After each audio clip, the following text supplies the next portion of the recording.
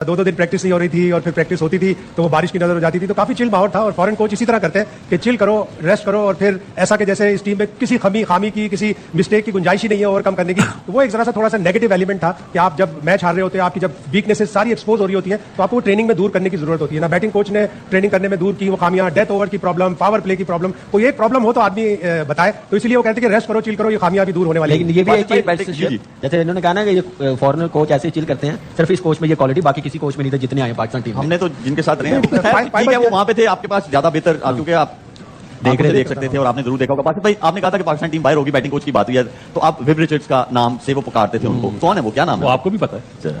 आप आगे, वो तो सबको पता है। नाम क्या है? जो विव रिचर्ड है वो विव रिचर्ड ही है ना। नहीं, वो तो वेस्ट इंडीज के है ना, the great Viv Richard. Sir Viv Richard. उससे पहले एक बात मैं कहना चाहूंगा, अभी आप स्टार्ट में आपने दिखाया ना 2007 और 2009, तो ये वही न्यूजीलैंड और साउथ अफ्रीका की टीम है जिसको पाकिस्तान ने हराया था 2007 में भी और 2009 में अफ्रीका को।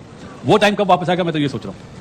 वो टाइम देखिए, हम तो उम्मीद लगा सकते हैं ना, और उम्मीद पे दुनिया कायम है, इसीलिए हम लोग यहाँ बैठे हैं। कोई अच्छा मशवरा दे दें, शायद मशवरा देंगे उसका उलट होगा, काम आ जाए पाकिस्तान की। तो फिर हम ऐसा है कि हम उल्टी बात करते हैं ताकि सही चीजें हो जाएं। फिर हम भी चिल करें। नहीं, लेकिन पहले कहते थे उम्मीद पे दुनिया कायम है, आप कहते हैं लोग और अच्छे एक्सपर्ट्स कहते हैं कि यकीन पे दुनिया कायम है। बिल्कुल सही कह रहे हैं। हाँ, सेल्फ बिलीव पहला होगा तो फिर आप बिलीव होगा तो आप आगे बढ़ोगे। बिल्कुल ऐसे ही है। उम्मीद तो जिम्बाब्वे की और नामीबिया की और योगेंडा की टीमों को भी होती है कि अच्छा करेंगे, लेकिन जिसका बिलीफ होता है ग्राउंड पे वो अच्छा करता है। बिल्कुल सही है। इसी वजह से मुझे लगता है शायद भाई कि आपको ना पाकिस्तान टीम का बिलीव नजर नहीं आया वहां पे। जो लास्ट वाली प्रेस कॉन्फ्रेंस हुई जिसमें सलमान अली आगा थे, लास्ट वाला सवाल आपने किया था उनसे कैप्टनसी के बारे में, इतना हार्श, मतलब आप थोड़ा इमोशंस वाकई थोड़ा ज्यादा हो गया था, लेकिन चूंकि दिल से निकल रहा था कि दिल से सलमान अली आगा ने काफी डिसअपॉइंट किया इस पूरे टूर्नामेंट में, एज अ बैट्समैन भी, एज अ कैप्टन भी। ऑल्दो वो इससे कहीं ज्यादा अच्छा कैप्टन हो सकता था, इससे ज्यादा अच्छा कहीं बेटर हो सकता था। उसने श्रीलंका की सीरीज में जो दम्बुला में हुई थी, उसने शो किया था कि वो अडेप्ट कर रहा है T20 क्रिकेट की डिमांड्स को, लेकिन उस तरह उसने बुरे फैसले किए मैचों में, कप्तानी में, जिस तरह वो बैटिंग नहीं कर सका, उसके 3 नंबर पर आने से हम फखर को नहीं खिला सके, उसके 3 नंबर पर आने से हम बाबर को प्रॉपर्ली यूटिलाइज नहीं कर सके। तो ओवरऑल एक जो वो हुआ उससे एक दिल से निकली, बाद में मैंने उससे सॉरी भी की। नहीं,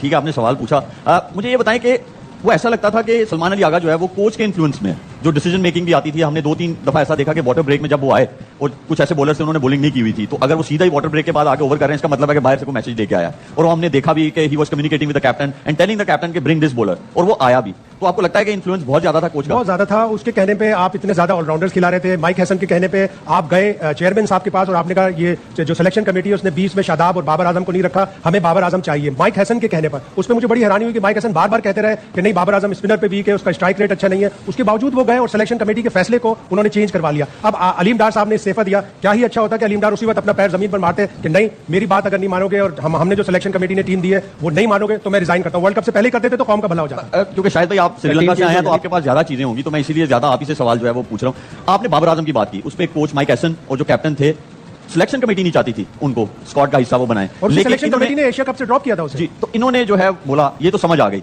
लेकिन इन्होंने एक और प्लेयर के बारे में बोला था कि ये हमें नहीं चाहिए, लेकिन वो था, वो सिलेक्शन कमेटी ने डाला। कोई आइडिया है वो कौन है प्लेयर? इसके बारे में तो अगर बासित भाई बताएंगे। अगर बासित भाई के पास तो बड़ी न्यूज होती है। नहीं, मेरे पास नहीं। काम ही नहीं, तो पहले 2015 वाला मुंह बना लिया। नहीं, बिल्कुल नहीं, खबर नहीं है तो पुराना किस्सा सुना दें। आइए देखिए, बासित भाई ने अभी इशारा किया मुझे, बासित भाई ने ऐसे इशारा किया। जी बासित भाई बताएं आप। सलमान मिर्जा भी उल्टा से करता है। नहीं, आपको भी पता है। शाहीन शाफरी जी, तो क्या वजह थी? पसंद नापसंद, सीधी सी बात है, कोच की पसंद नापसंद है। आप क्या समझते हैं जो सलमान अली आगा जो फैसले कर रहा है या माइक हसन जो कर रहा है, ये इनके अपने फैसले? देखिए, पसंद नापसंद तो समझ, पसंद नापसंद है या परफॉर्मेंस पे उसको बोल रहे थे या किसी और कोई मसला और? परफॉर्मेंस पे तो नहीं होता था बाहर वो शाहीन शाफरी जी, उसकी आप विकेट्स देख लें T20 में, मैच में अगर वो खराब बॉलिंग कर हसन की छुट्टी कराओ और पाकिस्तान को बचाओ। मतलब मुझे समझ नहीं आ रहा कि ये हर दफा कोच ही चेंज क्यों होता है, हमारे प्लेयर्स क्यों चेंज नहीं हो रहे पाकिस्तान क्रिकेट टीम के। क्योंकि अगर आप देखोगे तो पिछले 15 सालों से ऑलमोस्ट वही घिसे पिटे प्लेयर, शादाब, नवाज, बाबर, सलमान, पता नहीं कौन कौन हम खिलाए जा रहे हैं, जबकि जहां पर असल चेंज करना चाहिए वो नहीं कर रहे, और हम हर 2-3 महीने के अंदर, 4 महीने के अंदर एक कोच चेंज कर देते हैं। उससे क्या लगता है हमें कि भाई हमारे क्रिकेट में शायद कोचिंग का मसला है, हमारे कोच जो है वो थोड़े ढीले हैं, इनके पुर्जे काम नहीं करते। नहीं, आप कोच से काम क्या लेना चाहते हो? आप कोच से क्रिकेट का ही काम लेना चाहते हो या बाथरूम में जाके कुछ अजीबो गरीब और कुछ सेवा लेना चाहते हो? क्योंकि जो सेवा आप लेना चाह रहे हो वो कोच आपको न्यूजीलैंड, ऑस्ट्रेलिया, साउथ अफ्रीका यहां से नहीं मिलेंगे, वो कोच आपको मिलेंगे अमेरिका से, और उनकी एक अपनी वेबसाइट है, आप वहां पर टाइप कीजिए, गंजे से कोच हैं, बहुत अच्छे कोच हैं, वो आकर आपको अच्छी तरह कोचिंग देंगे, आप जिस चीज की कोचिंग लेना चाहते हैं। क्योंकि भाई मुझे तो लग रहा है प्रॉब्लम कभी कोचिंग का है ही नहीं, प्रॉब्लम है हमारे प्लेयर्स का। और यही कोच जब पूरी दुनिया में जाते हैं, वहां पर जाके परफॉर्म भी करते हैं, वहां पर जाके टीमों को जितवाते हैं, इवन चैंपियन बनवाते हैं, तो फिर हम लोग को ये कोच बड़े मजे कर रहे होते हैं कि भाई ये कोच बड़े जबरदस्त है, बड़े कमाल के कोच है, इसे वो पाकिस्तान टीम का कोच बनाओ। और जब बात पाकिस्तान की आती है तो पाकिस्तानी प्लेयर्स परफॉर्म नहीं करते, हम इन कोचेस के ऊपर उंगली भाईजान माइक हैसन जो है वो आ चुके हैं तमाम लोगों की जुबानों में। चाहे आप जो है वो बात करें अलीम डार की, जो कि सिलेक्शन कमेटी के मेंबर थे, उन्होंने भी सारा मुद्दा उनके ऊपर डाल दिया है। पाकिस्तान टीम के जो सीनियर्स खिलाड़ी हैं उन्होंने भी सारा मुद्दा उनके ऊपर डाल दिया है। और रीजन ये बताइए कि भाईजान ये किसी की सुनते नहीं थे, जो इनके दिल में आता था ये वो करते थे। तो देखिए अलीम डार कल रिजाइन कर गए थे, हमने आपको बताया भी था। और आज अलीम डार के जो जरिए हैं उन्होंने मीडिया में कुछ चीजें बताई हैं, अपने रेजिग्नेशन के जो रीजंस हैं वो बताए हैं, और वो बड़े हैरान कौन है। वो कहती है कि मैं जो टीम सेलेक्ट की गई थी उससे बिल्कुल नाखुश था। उन्होंने कहा कि मैं ये चाहता था कि बाबर आजम को ड्रॉप किया जाए, शादाब को ड्रॉप किया जाए, उस्मान खान को ड्रॉप किया जाए। चलो आप इनको ड्रॉप कर देते, ये तो बुरी बात नहीं थी। लेकिन उन्होंने कहा कि मैं मोहम्मद रिजवान को स्क्वाड में लेकर आना चाहता था, और मैं चाहता था कि रिजवान नंबर 6 पे आके बैटिंग करें। फिर वो ये कहते हैं कि मैंने आगे भी फाइट की कि अगर बाबर आजम को आप ले आयो तो रिजवान को भी फिर स्क्वाड में रख लो और उनको 6 नंबर पे खिलाओ। ओ भाई, रिजवान 6 नंबर का प्लेयर है, रिजवान तो ओपनिंग भी ढंग से नहीं कर पाते। 6 नंबर पे तो आप, अगर आपकी यही सोच थी तो बेहतर यह कि आपने रिजाइन कर। नमस्कार दोस्तों, पाकिस्तानी टीम पिछले कई वर्षों से लगातार बेकार प्रदर्शन से गुजर रही है। इस टीम की दिन और दशा दोनों इस समय खराब चल रहे हैं। ये कभी अपने टीम के कैप्टन को चेंज कर रहे हैं और कभी कोच को बदल रहे हैं।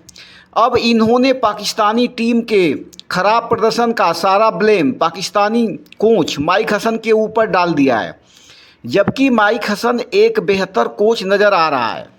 ये लोग कोच माइक हसन को जिम्मेदार ठहरा रहे हैं। अरे भाई, जब खिलाड़ी ही अच्छा प्रदर्शन नहीं करेंगे तो कोच क्या ही कर लेगा।